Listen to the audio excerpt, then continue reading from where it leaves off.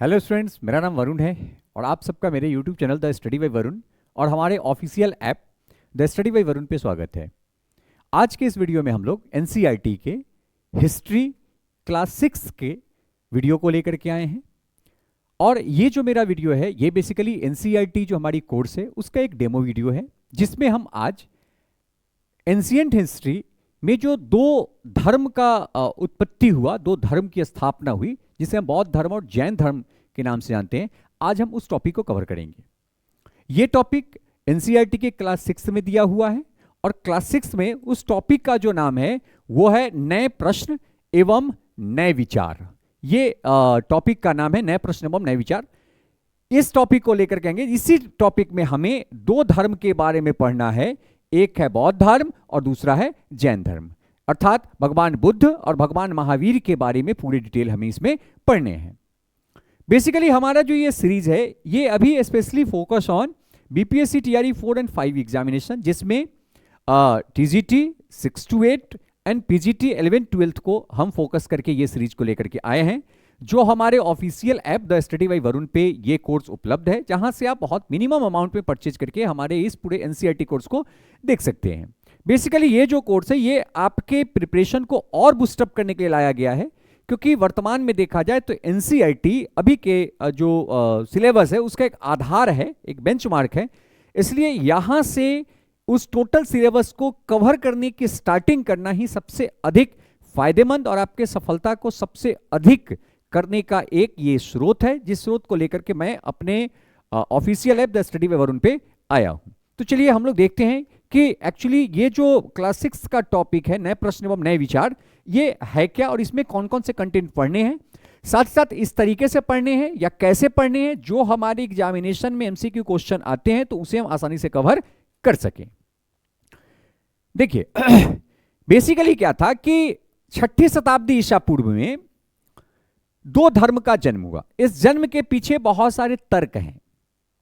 पहला तर्क है कि ये जो दो धर्म का जन्म हुआ ये बेसिकली एग्रीकल्चर इकोनॉमी के लिए हुआ, एग्रीकल्चर इकोनॉमी के लिए हुआ, अर्थात कृषक अर्थव्यवस्था के लिए ये दो धर्म का उत्पत्ति हुआ। एक ये तर्क ये है। भाई इसके पीछे क्या तर्क है, तो इसका तर्क समझिए। कृषक अर्थव्यवस्था जो एग्रीकल्चर इकोनॉमी था, इसके लिए क्या चाहिए, इसके लिए चाहिए पशु। पशु क्यों चाहिए, क्योंकि पशु से खेत की जुताई कुराई होती थी और उस समय पशुओं को मार करके खाया भी जाता था आहार के रूप में मानव के द्वारा। तो इस बलि को खत्म करने के लिए, इस प्राणियों को मारने की प्रक्रिया को खत्म करने के लिए ये दो धर्म का जन्म हुआ, क्योंकि ये दोनों धर्म जो है ना ये किस पे निर्भर था, अहिंसा पे।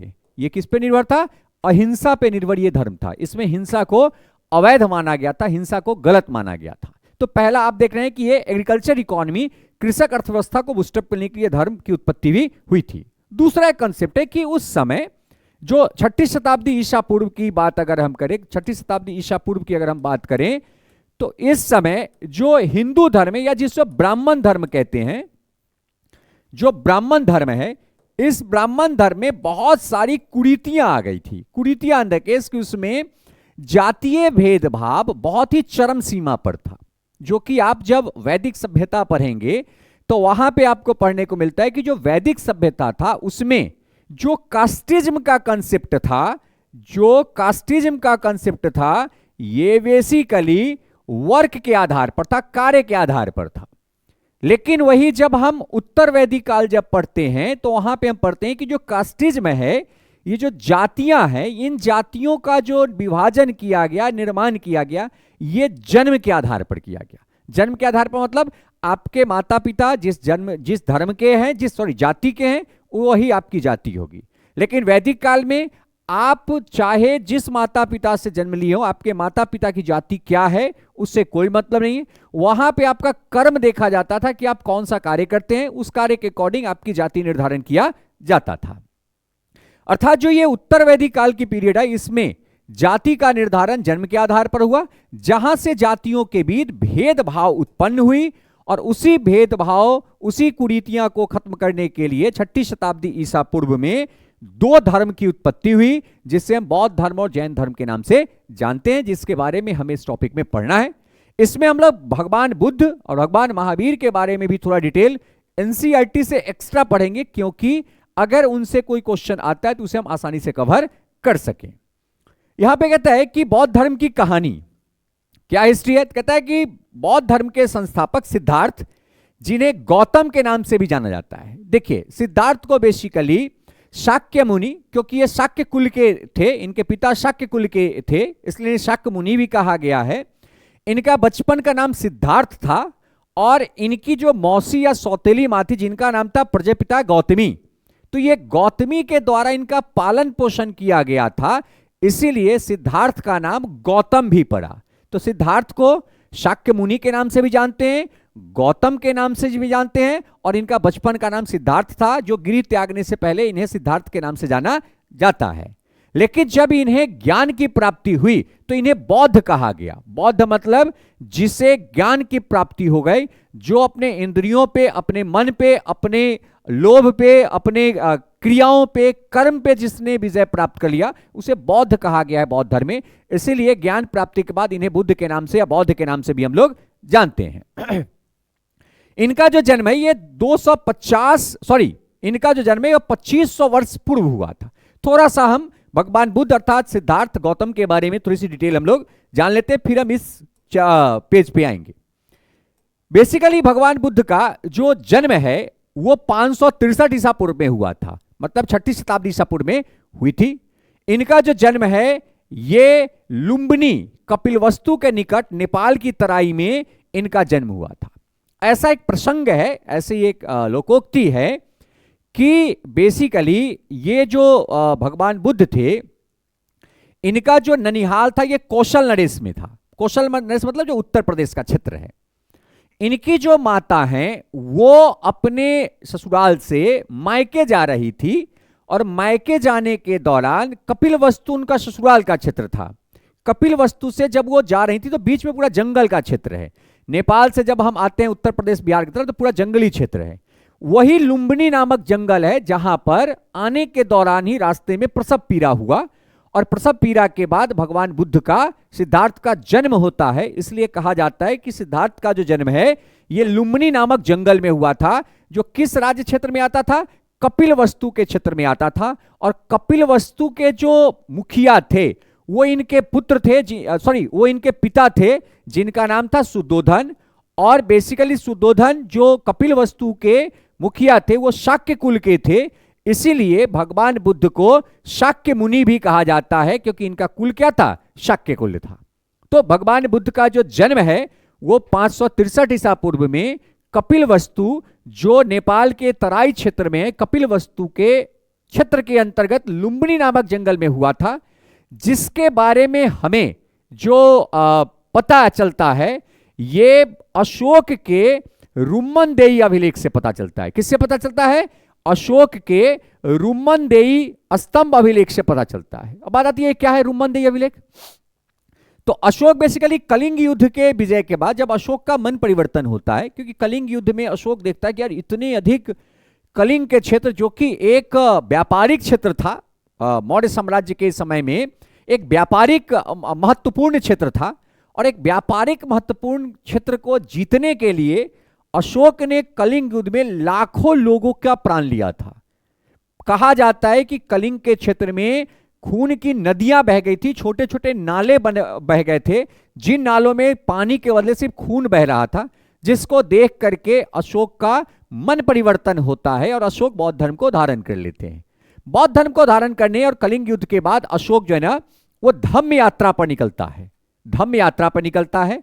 और कलिंग युद्ध के 10वें वर्ष, कलिंग युद्ध के 10वें वर्ष वो अपने गुरु भगवान बुद्ध या सिद्धार्थ कह लीजिए या गौतम बुद्ध कह लीजिए या उन्हें शाक्य मुनि कह लीजिए, उनके जन्म स्थल कहां आता है, लुम्बिनी कपिलवस्तु आता है।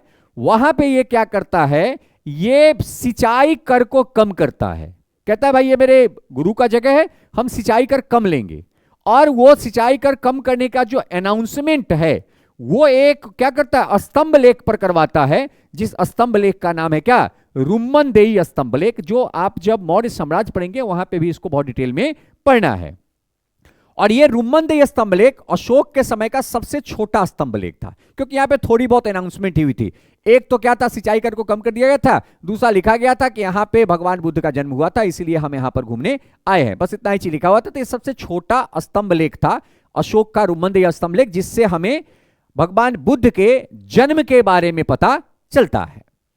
नेक्स्ट, भगवान बुद्ध की जो मृत्यु है वो 80 वर्ष की आयु में 483 ईसा पूर्व में होती है, जिसे जो बेसिकली जो प्रक्रिया है, ये प्रक्रिया के तहत ये प्रक्रिया होती है जिसके तहत भगवान बुद्ध अपना देह त्यागते हैं। क्या त्यागते हैं? देह त्यागते हैं। और वो भगवान बुद्ध की 80 वर्ष की जो यात्रा है वो खत्म होती है। और ये बेसिकली कुशीनगर, जो उत्तर प्रदेश के क्षेत्र में कुशीनगर, जिसे कुशीनारा भी कहा जाता है, वहां पे भगवान बुद्ध ने अपना देह त्यागे थे। कब त्यागे थे? 483 ईसा पूर्व में 80 वर्ष की आयु में। नेक्स्ट, शक मुनि के शक कुल में जन्म के कारण भगवान बुद्ध को शक मुनि भी कहा जाता है। इनके माता का नाम महामाया था, जो कौशल वंश या कोलीय वंश की थी। और ये जो कौशल का क्षेत्र था, कौशल प्रदेश का जो क्षेत्र था, जो बेसिकली श्रावस्ती का क्षेत्र था, वो इनके ननिहाल का क्षेत्र था। इसलिए सर्वाधिक जो ये वर्षा ऋतु और सर्वाधिक जो ये गमन किए हैं भगवान बुद्ध, वो अपने ननिहाल के क्षेत्र में ही किए हैं। लेकिन प्रसव पीड़ा के कुछ दिन के बाद ही बाल्यावस्था में इनकी जो माता है महामाया, इनकी मृत्यु हो जाती है। और इनके पिता शुद्धोधन की पुनः विवाह, दूसरी विवाह इनके मौसी किनसे होती है? प्रजापति गौतमी से होती है, जो भगवान बुद्ध के सौतेली माँ और मौसी भी हैं, जिन मौसी के द्वारा भगवान बुद्ध सिद्धार्थ का पूरा पालन पोषण, बचपन का पालन पोषण किया गया। इसीलिए हम इन्हें गौतम के नाम से जानते हैं। तो हम ये कहते हैं कि ये भगवान बुद्ध क्या है? ये गौतम बुद्ध हैं। नेक्स्ट, इनकी पत्नी का नाम यशोधरा था और इनकी 16 वर्ष की आयु में यशोधरा से इनकी विवाह हो गई थी। बेसिकली प्रसंग ऐसा है कि भगवान बुद्ध सिद्धार्थ का जब जन्म हुआ तो जो हस्तरेखा विशेषज्ञ थे, जो बेसिकली भविष्यवाणी करते थे, उन लोगों ने एक भविष्यवाणी किया था, शुद्धोधन को भविष्यवाणी करके बताया कि ये व्यक्ति के आगे के जीवन में 2 अवसर दिखाई देते हैं। एक, ये बहुत बड़ा संत बनेगा, ये बहुत बड़ा सन्यासी बन जाएगा, और दूसरा, ये बहुत बड़ा चक्रवर्ती सम्राट बनेगा। ये दोनों है। लेकिन उसमें एक जो थे भविष्यवाणी करने वाले, उन्होंने कहा कि चक्रवर्ती सम्राट की जो संभावना है वो कम दिखती है, संत की, सन्यासी बनने की संभावना अधिक दिखती है। इसीलिए भगवान बुद्ध को बाल्यावस्था से ही बहुत भोग विलास का जीवन दिया गया, ताकि इसे किसी प्रकार का दुख न हो, दुख का आभास न हो, ताकि ये दुख का आभास होने अगर होता है तो ये हो सके कि संन्यास धारण कर ले। तो इसलिए दुख का आभास इसे होने ही दिया न जाए, और 16 वर्ष की आयु में ही इनका विवाह कर दिया गया। बेसिकली भगवान बुद्ध जो है ये 29 वर्ष की आयु में, अर्थात विवाह के 13 वर्ष के बाद ये गिरि त्यागते हैं, और उस गिरि त्याग की घटना को महाभिनिष्क्रमण कहा जाता है। क्या कहा जाता है? महाभिनिष्क्रमण कहा जाता है। 3 चीज इसमें है, गृह त्याग, प्रथम उपदेश और मृत्यु। ये 3 चीजों को अलग अलग शब्दों से जाना गया है, जिसमें गृह त्याग को क्या कहता है? महाभिनिष्क्रमण। निष्क्रमण मतलब त्याग देना।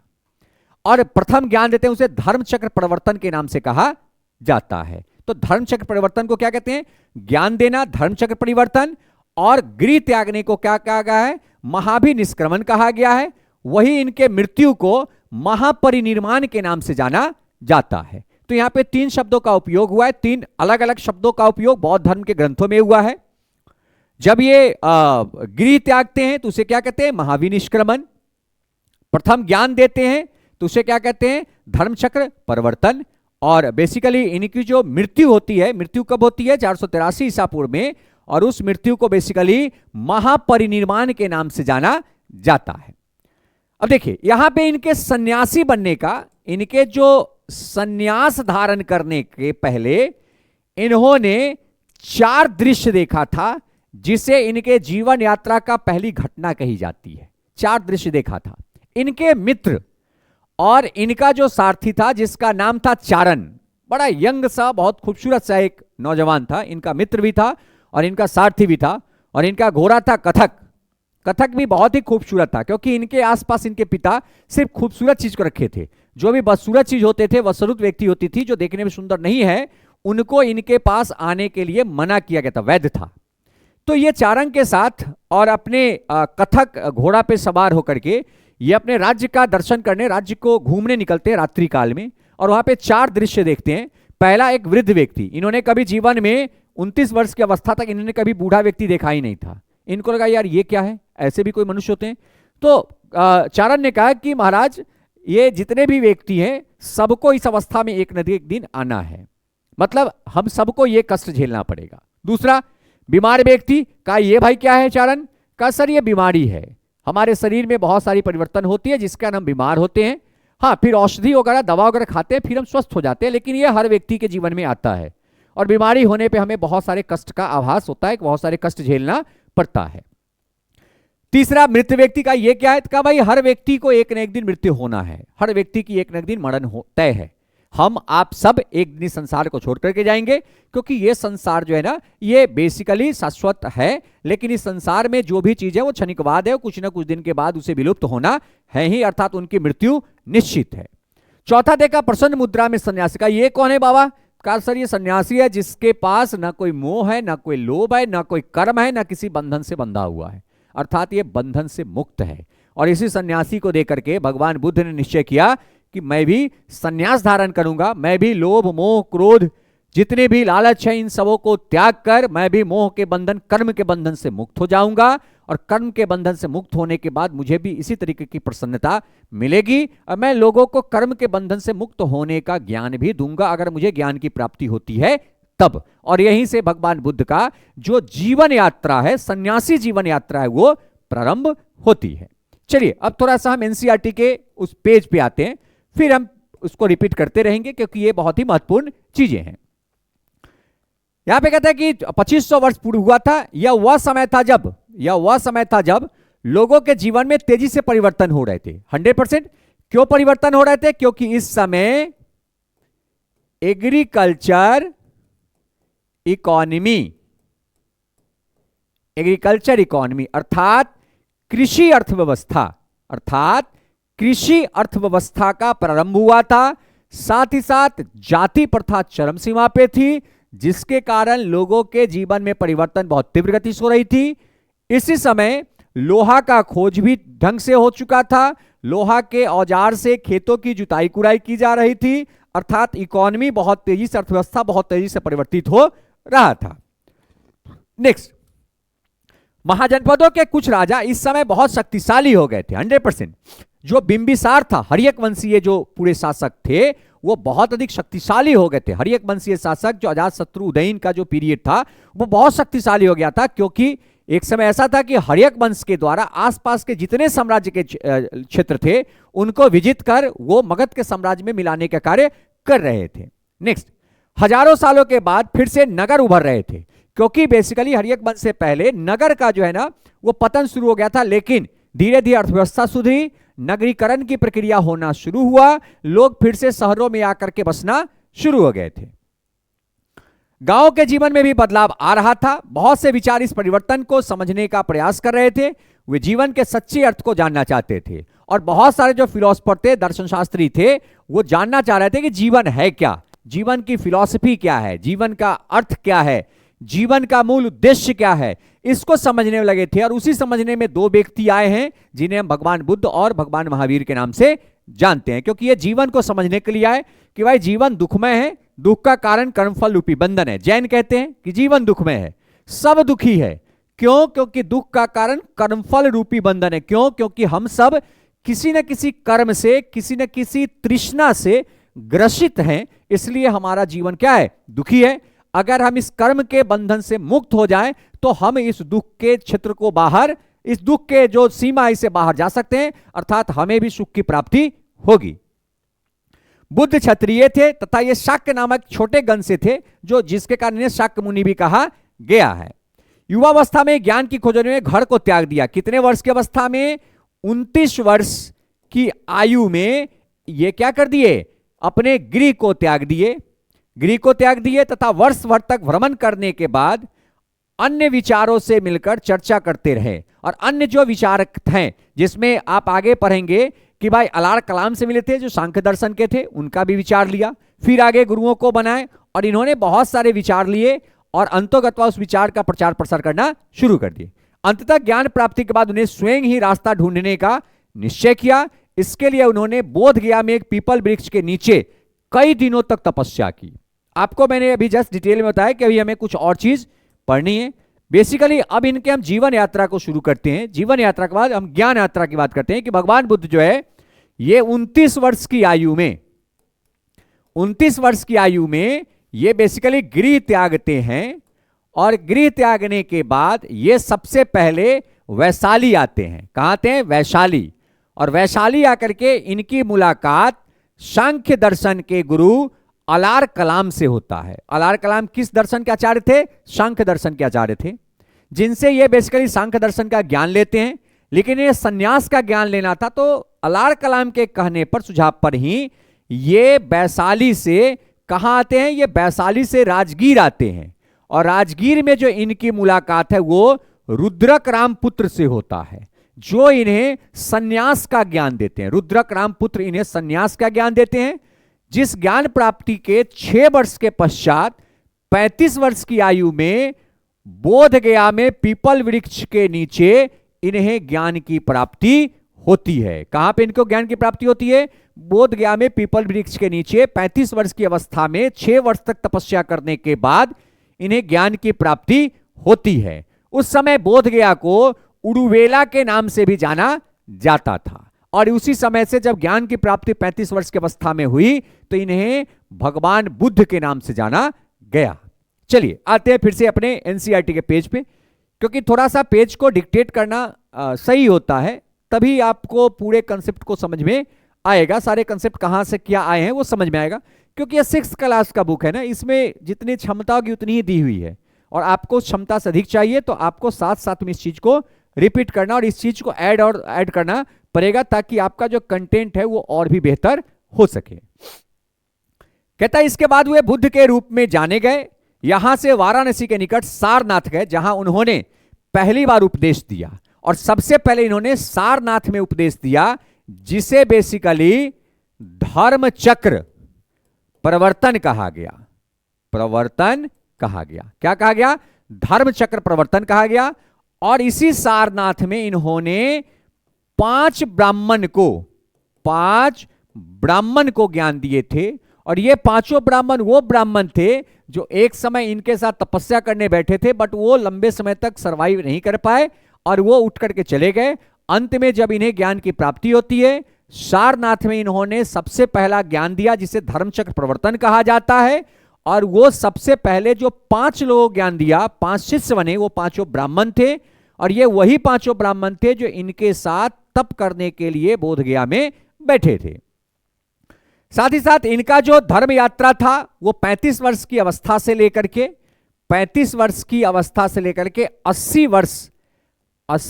की अवस्था तक, 35 वर्ष की अवस्था से 80 वर्ष की अवस्था तक 80 वर्ष की आयु तक ये चलता रहा। और ये आप देख रहे हैं लगभग 45 वर्षों तक इन्होंने घूम घूम के बिहार और उत्तर प्रदेश के क्षेत्र में ज्ञान दिया है। ये 12 महीने ये लगभग पैदल चलते थे, और 1 महीने वर्षा ऋतु में ये लोग कहीं पर जाकर के ये रुक जाते थे, गुफा में, कहीं पे कुटियाओं में, और वहां पे भिक्षुओं के साथ इनका एक बैठक होता था, जिसे ये लोग वर्षा ऋतु के समय, ये वर्षा प्रवास के नाम से भी इसको ये लोग बुलाते थे कि ये वर्षा प्रवास का समय, इस समय कहीं भी भ्रमण करना कठिन होता था, क्योंकि बाढ़ का आना, बारिश से बचना, ये सब कठिन कार्य था, जंगलों को पार करना कठिन कार्य होता था, जिसके कारण ये 1 महीना जो वर्षा ऋतु होता था, उस ऋतु में ये लोग एक जगह पर स्थायी रूप से रहते थे। और ये सर्वाधिक जो वर्षा ऋतु है ये बेसिकली कौशल के क्षेत्र में, ये अपने ननिहाल के क्षेत्र में बिताए हैं, और इनका अंतिम वर्षा ऋतु वैशाली में बीता है। नेक्स्ट, मृत्यु से पहले का शेष जीवन उन्होंने पैदल ही एक स्थान से दूसरे स्थान तक यात्रा किया और लोगों को शिक्षा देने में व्यतीत किए। और लगभग 45 वर्षों तक ये क्या करते थे? ये 11 महीने, वर्ष के 11 महीने ये पैदल घूम करके एक जगह से दूसरे जाते थे और वहां पे लोगों को शिक्षा देते थे। साथ ही जो शिक्षित लोग हैं, जो भिक्षु लोग बनते थे, उन्हें ये अपने संघ में शामिल भी करते थे, और संघ में शामिल करके उन्हें बौद्ध धर्म को पालन करने का ज्ञान देते थे। साथ ही साथ उनके द्वारा अपने व्यक्तिगत जीवन जीने के लिए भिक्षा मांग करके भोजन ग्रहण करने का कार्य किया जाता था। इसीलिए बौद्ध धर्म के सन्यासी को भिक्षु और महिला सन्यासी को भिक्षुनी भी कहा गया है, क्योंकि आप पढ़ेंगे डिटेल में कि बेसिकली भगवान बुद्ध जो थे वो भिक्षुनी के पक्ष में नहीं थे। इनका यह कहना था कि भाई हम लोग तो 11 महीने भ्रमण करते हैं, अगर हमारे साथ महिलाएं भ्रमण करेंगी तो हो सकता है महिलाओं के साथ कुछ आपत्तिजनक कोई घटना हो जाए, जो घटना असहनीय होगा, इसलिए हम अपने संघ में महिलाओं को शामिल नहीं करेंगे। लेकिन इनके प्रिय शिष्य थे जिनका नाम है आनंद। आनंद और आनंद इनके सौतेले भाई और मौसेरे भाई हैं। आनंद जो है ना, ये बेसिकली गौतमी के पुत्र हैं। आनंद इनके सौतेले भाई हैं जो इनके सबसे प्रिय शिष्य थे। और आनंद के कहने पर वैशाली में जो सभा होती है, उस सभा में भगवान बुद्ध महिलाओं को भी संघ में शामिल होने का आदेश देते हैं। और संघ में शामिल होने वाली प्रथम जो महिला थी वो इनकी माता कौन थी? गौतमी थी। इनकी माता कौन थी? गौतमी थी। अर्थात इनके सबसे प्रिय शिष्य इनका भाई आनंद और इनकी प्रथम महिला शिष्या इनकी माता या इनकी मौसमी या इनकी सौतेली मां कौन थी? गौतमी थी, जिनके नाम पर इन्हें हम गौतम बुद्ध के नाम से जानते हैं। चलिए देखते हैं यहां पे। बुद्ध ने घूम घूम कर शिक्षा दिया, यह जीवन कष्टों और दुखों से भरा हुआ है। भगवान बुद्ध क्या कहते हैं कि भाई ये जो हमारा जीवन है ये कष्ट और दुख से भरा हुआ है। मतलब जो जीवन है ये दुखमय है। जीवन क्या है? दुखमय है। और ऐसा हमारी इच्छा और लालसाओं के कारण होता है। और इन्होंने कहा कि भाई ये जो हमारा जीवन जो कष्टमय बीत रहा है, इस कष्टमय बीतने का जो मूल कारण है, वो मूल कारण हमारा क्या है? हमारा इच्छा और हमारा लालसा है। ये इनका कहना था कि भाई देखिए, हमें कोई चीज मिल जाता है तो हमारी लालसा हमारी इच्छा वहीं स्थिर नहीं होती है, उससे बड़ा फिर हमारी लालसा उत्पन्न होती है। और ये बड़ा लालसा हमें कष्ट के जाल में जीवन भर रखता है। इसलिए अगर आप अपने लालसा को, अपने वांट्स को, अपने डिजायर को अगर आप त्यागते हैं तो आसानी से आप सांसारिक दुख से मुक्ति पा सकते हैं। वही इनका कंसेप्ट था। नेक्स्ट, कभी कभी हम जो चाहते हैं वो प्राप्त कर लेने के बाद भी संतुष्टि नहीं होती है एवं और अधिक वस्तुओं को पाने की इच्छा करने लगते हैं। बुद्ध ने इस लिप्सा को तृष्णा कहा है। देखिए, बुद्ध के द्वारा तृष्णा का अर्थ होता है कि लालसाओं का बड़ा सा स्वरूप, उसे तृष्णा कहा जाता है, जिसे आप कभी भर नहीं सकते हैं, जिस प्यास को आप बुझा नहीं सकते हैं, जिस लालसा के प्यास को आप बुझा नहीं सकते हैं, उसी को इन्होंने क्या कहा? लिप्सा और तृष्णा कहा है। बुद्ध ने शिक्षा दी कि आत्म संयम अपनाकर हम ऐसी लालसाओं से मुक्ति पा सकते हैं। तो बुद्ध का शिक्षा क्या था कि हम आत्म संयम के द्वारा आसानी से हम अपने तृष्णा तथा लिप्सा से हम मुक्त हो सकते हैं। उन्होंने लोगों को दयालु होने तथा मनुष्यों के साथ जानवरों के जीवन का भी आदर करने का शिक्षा दिया। उन्होंने कहा कि भाई अहिंसा परमो धर्म, अहिंसा को मानिए, परम धर्म है। उससे दो फायदे हैं। एक तो जानवरों को अगर आप अपना मानेंगे तो वो आपके एग्रीकल्चर कार्य में, कृषि कार्य में आपका सहायता करेंगे, जिससे आपका भी पेट भरेगा, प्रकृति का भी कल्याण होगा, जीवों का भी कल्याण होगा और अहिंसा भी आप पालन करेंगे। एक इनका कंसेप्ट दिया गया। वे मानते थे कि हमारे कर्मों के परिणाम, चाहे वे अच्छे हो या बुरे, हमारे वर्तमान जीवन के साथ साथ बाद के जीवन को भी प्रभावित करता है। कहता है कि भाई ये क्या कर रहे हैं कि भाई हमारे कर्म वर्तमान में जो कर रहे हैं वो अच्छा या बुरा हमें नहीं पता, लेकिन वो कहीं ना कहीं हमारे आने वाले जीवन को कष्ट पहुंचाता है। जैसे हम इकोनॉमिक्स में सस्टेनेबल डेवलपमेंट कहते हैं, सतत विकास कहते हैं। सस्टेनेबल डेवलपमेंट मतलब कि भाई अभी जो अगर आप नुकसान करेंगे तो आपको या आपके आने वाले पीढ़ी को उस नुकसान का हर्जाना भुगतना पड़ेगा। तो अच्छा करेंगे तो आने वाली पीढ़ी, आपके आने वाले जीवन को अच्छा प्राप्त होगी। बुरा करेंगे तो आपके आने वाले जीवन, आपके आने वाले पीढ़ी को उस बुरा किए गए कार्य का भुक्तभोगी होना पड़ेगा। ऐसा जो कंसेप्ट है यह भगवान बुद्ध के द्वारा शिक्षा में दिया गया है। बुद्ध ने अपनी शिक्षा सामान्य लोगों की प्रकृत भाषा में दी थी। साथ में कहीं कहीं यह पाली भाषा का भी उपयोग किए थे। और प्रकृत भाषा उस समय जन भाषा थी, जिसके कारण इनके द्वारा जो दिया गया ज्ञान है वो आसानी से लोगों के पास तक पहुंचना शुरू हो गया था। इससे समान लोग भी उनके संदेश को सुनते थे और उनके जो कंसेप्ट थे उस कंसेप्ट को फॉलो करना शुरू कर दिए थे। नेक्स्ट, अगला कहता है कि बुद्ध ने कहा कि लोग किसी शिक्षा को केवल बुद्ध ने कहा कि लोग किसी शिक्षा को केवल इसलिए नहीं स्वीकार करें कि यह उनका उपदेश है। भगवान बुद्ध कभी भी अपने उपदेश को मंत्र के रूप में नहीं कहते थे। कहते थे कि हमारा शिक्षा को इसलिए मत मानिए क्योंकि यह उपदेश है, नहीं, बेसिकली, बल्कि वे उसे अपने विवेक से मापें। और इनका कहना था कि भाई हम जो कहते हैं वही सही नहीं है, आप अपने सेल्फ जो एनालिसिस है, आपका जो व्यक्तिगत जो तुलना करने का प्रक्रिया जो है, उससे आप देखिए कि मेरे द्वारा जो उपदेश दिया गया क्या वो सही है या नहीं है। इन्होंने कहा कि आओ देखो उन्हें ऐसा किस प्रकार किया है, और इसमें है कि भाई उनके द्वारा ऐसा किस प्रकार से किया गया है। देखिए भगवान बुद्ध के द्वारा बेसिकली अगर देखा जाए तो जितने भी इनके उपदेश दिए गए, इनके द्वारा जो भी उपदेश दिया गया है, उपदेश में इन्होंने कहीं भी ये लोगों को नहीं कहा कि हम जो बोल रहे वो सत्य है, नहीं, इन्होंने कहीं भी ऐसा नहीं कहा। इन्होंने कहा कि जो शिक्षा है अगर वो मानव कल्याण के लिए तो बहुत सही, अहिंसा के लिए तो बहुत सही, लेकिन अगर उसमें मानव कल्याण और हिंसा की पाठ आती है तो वो किसी प्रकार का किसी का भी दिया हुआ उपदेश हो वो सही नहीं है। इनके समय में बेसिकली भारत दर्शन के 6 पद्धति का जन्म हुआ, जिसे हम लोग शस्त्र दर्शन के नाम से जानते हैं। शस्त्र दर्शन में 6 प्रकार के फिलॉसफी की चर्चा की गई है, और वो 6 फिलॉसफी के 6 ज्ञाता भी हैं, जो बेसिकली आपके क्वेश्चन में सर्वाधिक पूछा जाता है। खास करके जो पीजीटी वाले हैं उनको शस्त्र दर्शन जो 6 फिलॉसफी है, इस 6 फिलॉसफी के बारे में फिलॉसफर का नाम उनसे पूछा जाता है कि कौन से फिलॉसफी किस फिलॉसफर के द्वारा दिया गया है। 6 फिलॉसफी में कौन कौन है? पहला है वैशेषिक, दूसरा न्याय, तीसरा सांख्य दर्शन, चौथा योग, पांचवा पूर्व मीमांसा और छठा वेदांत या उत्तर मीमांसा। कितने दर्शन है? 6 दर्शन है। फिर से देख लीजिए, पहला कौन है? वैशेषिक, दूसरा कौन है? न्याय, तीसरा सांख्य, चौथा योग, पांचवा पूर्व मीमांसा, छठा वेदांत या उत्तर मीमांसा। और ये जो 6 के 6 दर्शन दिए गए हैं, ये बेसिकली 6 ऋषियों के द्वारा, 6 जानकार ज्ञाताओं के द्वारा दिया गया है, जिसमें वैशेषिक जो दर्शन है ये बेसिकली ऋषि कनद के द्वारा दिया गया है। जो न्याय दर्शन है ये बेसिकली गौतम के द्वारा दिया गया है। सांख्य दर्शन जो है ये बेसिकली कपिल के द्वारा दिया गया है। योग दर्शन जो है ये बेसिकली पतंजलि के द्वारा दिया गया है।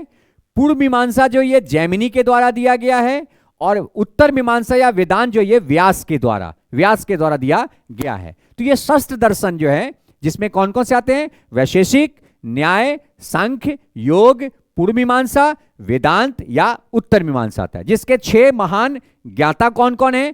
तो वैशेषिक के ज्ञाता कौन है? ऋषि कनद। न्याय के ज्ञाता कौन है? गौतम। सांख्य दर्शन कपिल, योग पतंजलि, पूर्व मीमांसा जैमिनी, और वेदांत या उत्तर मीमांसा व्यास के द्वारा दिया गया है। अब इनका एक दर्शन था जिसे हम कहते हैं उपनिषद। बौद्ध धर्म में आता है उपनिषद। उपनिषद बेसिकली हम जब वेद पढ़ते हैं वहां पे भी उपनिषद की चर्चा होती है। देखिए उपनिषद क्या था समझिए। उपनिषद का अर्थ होता है कि शिष्यों के द्वारा गुरु के पास बैठ करके तर्क वितर्क करके ज्ञान प्राप्त करना, जिसे सुन के प्राप्त करना, उसी को उपनिषद कहा गया है। मतलब उपनिषद में तर्क होता था। तर्क मतलब डिस्कशन होती थी, बात विचार होता था किसी दर्शन के ऊपर, किसी भी फिलॉसफी के ऊपर, और उसको जो शिष्यों के द्वारा, उसको जो राजाओं के द्वारा, पढ़े लिखे लोगों के द्वारा, जो ज्ञानी महिलाएं हैं उनके द्वारा जो ग्रहण की जाती थी, ज्ञान प्राप्त किया जाता था, उसी को उपनिषद कहा गया है। देखिए यहां पे है, कहता है इस समय बहुत से दूसरे अन्य चिंतक भी दार्शनिक प्रश्नों का उत्तर ढूंढने का प्रयास कर रहे थे। 2 चिंतक तो ऑलरेडी थे, बौद्ध और जैन। इसके अलावा और भी चिंतक जो थे वो बेसिकली जीवन कैसे जिया जाए, जिसके लिए दर्शन शास्त्र का ये लोग खोज कर रहे थे। उनमें से कुछ मृत्यु के बाद के जीवन के बारे में जानना चाहते थे, जबकि अन्य यज्ञों की उपयोगिता के बारे में जानने को उत्सुक थे। कुछ लोग कहता कि भाई मृत्यु के बाद क्या होता है, भाई प्राण कहां जाता है, जो बेसिकली हमारे अंदर जो आत्मा है क्या वो सार्वभौम है, क्या आत्मा कभी मरता है, इन सबों पे थे। कुछ लोग था कि क्या हम यज्ञ करते हैं, उस यज्ञ का कोई पुण्य मिलता है या नहीं मिलता, इन सब टाइप के दर्शन शास्त्र के जो खोजकर्ता थे उनका कार्य चल रहा था। इनमें से अधिकांश चिंतकों का यह मानना था कि इस विश्व में कुछ तो ऐसा है जो अस्थाई है और जो मृत्यु के बाद भी बचा रहता है। कहता है कि भाई कुछ तो ऐसा है जो क्षणिकवाद से परे है, जिसे हम आत्मा कहते हैं, जो मृत्यु के बाद भी बचा रहता है। उन्हें इनका वर्णन आत्मा तथा ब्रह्म अथवा सार्वभौम आत्मा के रूप में किया। कहा कि भाई वो क्या है, वो सार्वभौम आत्मा है जिसकी कभी मृत्यु नहीं होती है, जिसे ब्रह्म कहते हैं। ब्रह्म मतलब जो आत्मा है जो ब्रह्म के द्वारा दी गई है, जिससे एक उत्पत्ति शरीर का होता है, वो कभी मरता नहीं है। वो मानते थे कि अंततः आत्मा तथा ब्रह्म एक है, और उनका अंतोगत्व मानना क्या था कि जो ब्रह्म है वही आत्मा है, जो आत्मा है वही ब्रह्म है। ऐसे कई विचारों का संकलन उपनिषदों में हुआ है। उपनिषद उत्तर वैदिक ग्रंथों का हिस्सा था। उपनिषद का शाब्दिक अर्थ होता है गुरु के समीप बैठना। इन ग्रंथों में अध्यापकों और विद्यार्थियों के बीच बातचीत का संकलन किया गया है। प्रायः ये विचार सामान्य वार्तालाप के रूप में प्रस्तुत किए गए हैं। अर्थात जो उपनिषद था इसमें जो बात विचार होती थी, डिस्कशन होती थी, जो प्रश्न काल होता था और जो उत्तर दी जाती थी, उसका जो संकलन किया जाता था उसी को उपनिषद कहा जाता था। नेक्स्ट, इन चर्चाओं में भाग लेने वाले अधिकांश पुरुष ब्राह्मण तथा राजा होते थे। कभी कभी कुछ स्त्रियां भी आई हैं, जिसमें गार्गी, अपाला, घोषा, मैत्रेय जैसी कुछ स्त्रियों का विचार का उल्लेख भी उपनिषदों में किया गया है। अर्थात उपनिषद बताता है कि जो वाद विवाद होती थी उसमें स्त्रियां भी भाग लेती थी, लेकिन सामान्यतः उसमें ब्राह्मण, पुरुष तथा राजा भाग लेते थे। निर्धन व्यक्ति इस तरह के वाद विवाद से बहुत कम हिस्सा लेते थे। निर्धन लोगों का कोई उससे संबंध नहीं था। सिर्फ एक व्यक्ति है जिनका नाम है सत्यकाम जाबाल। सत्यकाम जाबाल जो थे ये बेसिकली दासी पुत्र थे, जिनके कारण इनका नाम सत्यकाल जाबाल रखा गया, जो उपनिषद के वाद विवाद में भाग लिए हैं। तो याद रखिएगा, एक सिंगल गरीब व्यक्ति है जो उपनिषद में भाग ले, जिनका नाम क्या है, सत्यकाम जाबाल। इनके द्वारा भी उपनिषद में भाग लिया गया था, जिनके द्वारा दर्शन पे भी चर्चा की गई है। लेकिन सामान्यतः उपनिषद में जो बड़े कुल के लोग होते थे, राजा होते थे, जो बेसिकली ब्राह्मण होते थे, जिनका काम होता था ज्ञान प्राप्त करना, वो सब के सब लोग इसमें भाग लेते थे और अपने गुरु के सामने बैठ करके और वो लोग दर्शन के ऊपर, जीवन के ऊपर, जीवन के लक्ष्य के ऊपर बात विचार करते थे। नेक्स्ट, अब आता है जैन धर्म। जैन धर्म से पहले थोड़ा सा बौद्ध के बारे में जो रेस्ट बच गया है उसे थोड़ा हम लोग कवर कर लेते हैं, फिर जैन को हम अगले वीडियो में कवर करेंगे। तो मैंने बताया कि भगवान बुद्ध की जो मृत्यु है वो 80 वर्ष की अवस्था में हुई थी। 29 वर्ष की अवस्था में इन्होंने गृह त्यागा था। 6 वर्ष तपस्या के बाद 35 वर्ष की अवस्था में इन्हें ज्ञान की प्राप्ति हुई थी, और इनके द्वारा जो प्रथम ज्ञान है वो सारनाथ में दिया गया था, जिसे धर्मचक्र प्रवर्तन के नाम से जाना जाता है, जहां पे इन्होंने 5 ब्राह्मणों को ज्ञान दिया था। और ये वही 5 ब्राह्मण है जो कभी इनके साथ तपस्या करने के लिए बैठे थे।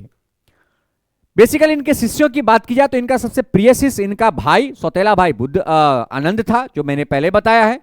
और आनंद के आग्रह पर ही वैशाली में इन्होंने महिलाओं को भी अपने भिक्षु संघ में शामिल करने को शुरू किया था, जिन्हें भिक्षुनी कहा जाता था। और इनके प्रथम भिक्षुनी इनकी सौतेली माँ, इनकी मौसी कौन थी, गौतमी थी। साथ ही साथ वैशाली की जो गणिका थी अम्रपाली को भी इन्होंने सर्वप्रथम भिक्षु संघ में शामिल किया था। अर्थात गणिका जो सर्वप्रथम भिक्षु संघ में शामिल हुई थी वो अम्रपाली ही थी। साथ ही साथ इनके और भी शिष्य थे, जिसमें सरिपुत्र मोदलायन था, देवदत्त के पुत्र देवदत्त भी था, जो बुद्ध के चचेरे भाई थे। और देवदत्त बाद में इनसे विवाद करके इनके क्षेत्र से हट जाते हैं और देवदत्त से इनका अलगाव हो जाता है। साथ ही साथ बिंबिसार, अजातशत्रु, उदयन, जो बेसिकली हर्यक वंश के थे, जो उस समय मगध के शासक थे और इनका अधिकतम क्षेत्रों पर शासन भी था। कौशल नरेश, जहां इनका ननिहाल था, कौशल नरेश भी इनके शिष्य थे। अवंती के चंड प्रदोत भी भगवान बुद्ध के शिष्य थे, और ये बाद में चल करके महावीर के साथ भी इनका संबंध रहा है। आनंद के कहने पर ही इन्होंने वैशाली में महिलाओं को प्रवेश करने का इजाजत भी दिया था। और मैंने पहले बताया कि ये लोग 11 महीने भ्रमण करते थे, 1 महीने ये लोग वर्षा काल में भ्रमण नहीं करते थे। और इनका सर्वाधिक जो वर्षा काल बीता है वो कोसल नरेश के क्षेत्र में ही बीता है, और अंतिम जो इनकी वर्षा काल है वो बेसिकली वैशाली में बीता है, जहां वैशाली में वर्षा ऋतु के बाद जब ये घूमने के लिए निकलते हैं तो ये पावापुरी पहुंचते हैं। पावापुरी में ही चुंद लोहार के यहाँ ये सुअर का मांस खाते हैं, जिससे अतिसार हो जाता है, पेट खराब हो जाता है, और वहां से फिर चल के ये सारनाथ जाते हैं, और सारनाथ में ही इनकी मृत्यु हो जाती है 80 वर्ष की अवस्था में। जो इनका मृत्यु होता है उसको कहा गया है बौद्ध ग्रंथ में महापरिनिर्वाण। इनका जो ज्ञान प्राप्ति के बाद जो प्रथम उपदेश दिए, जिसे धर्मचक्र प्रवर्तन या उपब कहा गया है, और इन्होंने गिरि त्याग करके 29 वर्ष की अवस्था में 29 वर्ष की आयु में गिरि त्यागा था, उसे महावीर निष्क्रमण के नाम से जाना जाता है। इनके द्वारा 4 आर्य सत्य दिए गए हैं। कहा यार जीवन के 4 ही आर्य सत्य हैं। पहला, संसार दुखमय है। सबसे पहला कहा कि भाई संसार दुखमय है, सब दुखी है, कोई खुश नहीं है। बिंबिसार उतना बड़ा क्षेत्र का राजा था, वो भी दुखी था। अशोक कलिंग विजय के बाद भी दुखी था। धनानंद पूरे मगध पूरे भारत पे शासन था, इसके बाद भी दुखी था। सब दुखी है, संसार दुखमय है, इस दुख से कोई अलग नहीं है। दूसरा, दुख समुदाय। कहा कि भाई दुख का कारण प्रतीत्य समुत्पाद है। दुख का कारण है कि भाई यहां पे दुनिया में कुछ भी स्थिर नहीं है, सब अस्थिर है, फिर भी हम दुख के बंधन में घिरे हुए हैं। तीसरा इन्होंने कहा कि भाई आर्य सत्य क्या है? दुख निरोध। कहता है कि भाई दुख से छुटकारा अगर प्राप्त होती है तो आपको क्या प्राप्त हो जाएगा? मोक्ष। और चौथा कहता है दुख निरोध प्रतिगामिनी प्रतिपदा। कहता है कि भाई अगर ये प्राप्त हो गया, मोक्ष प्राप्त हो गया, तो आपको ज्ञान की प्राप्ति हो गई। और इस मोक्ष प्राप्ति के लिए इन्होंने अष्टांगिक मार्ग दिया था। कहा कि भाई 8 तरीका है जिसके तहत आप मोक्ष प्राप्त कर सकते हैं, और उसे हम अष्टांगिक मार्ग के नाम से जानते हैं। जिस अष्टांगिक मार्ग में 8 इन्होंने कंसेप्ट दिया था, जिसमें पहला है सम्यक दृष्टि, सम्यक संकल्प, सम्यक वाक्य, सम्यक कर्म, सम्यक आजीव, सम्यक व्यायाम, सम्यक स्मृति और सम्यक समाधि। पहले आप अपना दृष्टि ठीक कीजिए, आपका नजरिया सही होना चाहिए, आपका सोच सही होना चाहिए। संकल्प, आप संकल्प लीजिए कि आप बुरे काम न करेंगे, ना बुरे काम का साथ देंगे। वाक्य, जो भी करते हैं उसे बोलिए, चुप रहने से कहीं ना कहीं अधर्म को पनपने देने का एक वो साधन बनता है। कर्म, आपने जो कर्म किया, कर्म से सबसे पहले मुक्त होइए। आप कर्म क्या कीजिए? आप मानव कल्याण का कर्म कीजिए। आपका जो तृष्णा है, उस तृष्णा को फुलफिल करने के लिए कर्म नहीं कीजिए। आजीव, अगर आप ऐसा करते हैं तो आजीवक अवस्था आपको प्राप्त होगी। व्यायाम, ये पूरे शरीर के जितने भी आपके नर्वस सिस्टम हैं, इसको नियंत्रित करने का आपका एक तरीका है।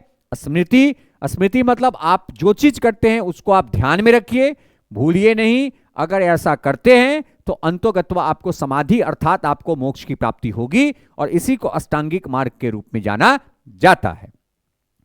भगवान बुद्ध ने बौद्ध धर्म के 3 अंग, जिसे त्रिरत्न कहा जाता है, उसको दिया था, जिसे हम कहते हैं बुद्ध, धम्म और संघ। बुद्ध मतलब ज्ञान देना, धम्म मतलब धर्म यात्रा करना धर्म के लिए, और संघ मतलब समूह बना करके रहना, ताकि आपके जो विचार हैं उसे जन जन तक पहुंचाया जा सके। तो ये कुछ बौद्ध धर्म से संबंधित हमने एनसीईआरटी के क्लास 6 का एक जो चैप्टर है, जिसमें प्रश्न और वाद की जो विवरण है, जिसमें 2 धर्म के बारे में पढ़ना है, बौद्ध धर्म और जैन धर्म, जिसमें अभी हमने बौद्ध धर्म के कंसेप्ट को देखा है। अगले वीडियो में हम जैन धर्म के कंसेप्ट को देखेंगे। अगर हमारा ये वीडियो आपको पसंद आया, समझ में आया, तो इसे लाइक जरूर करें। और ये एनसीईआरटी सीरीज जो कोर्स है, ये पेड कोर्स है, जो हमारे official app the study bye Varun पे बहुत ही मिनिमम अमाउंट उपलब्ध है। तो वहां से आप इसे बाई करके और पूरे एनसीईआरटी सीरीज क्लास 6 to 12 ये पूरे आप एनसीईआरटी को कवर कर सकते हैं। हमारा लक्ष्य है कि हम सही तरीके से एग्जामिनेशन पॉइंट ऑफ व्यू से इस एनसीईआरटी को पढ़ाएं, साथ ही साथ टॉपिक खत्म करने के बाद उस टॉपिक से संबंधित जितने भी क्वेश्चन है उस पर भी हम चर्चा करें, ताकि आपके जो एमसीक्यू प्रैक्टिस है उसमें किसी प्रकार की कोई परेशानी नहीं हो। Thank you.